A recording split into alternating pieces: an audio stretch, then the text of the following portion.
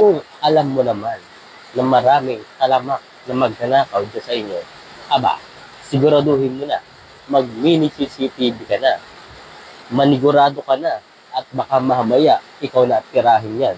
Mahirap na, lalo na mga pinag-ipunan mong perang iyan. Ay naku, baka lalo ka magsisi kung nanakawan ka na.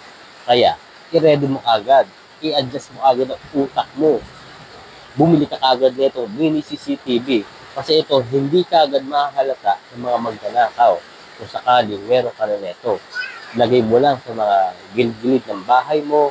Kasi ito guys, pwede ito sa gilid-gilid at napakaliit lang nito.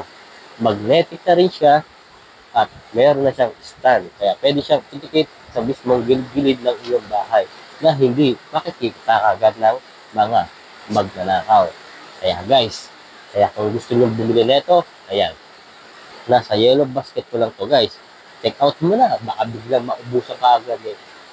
Ikaw din, baka bigla ka pa magsisi. Kaya tao,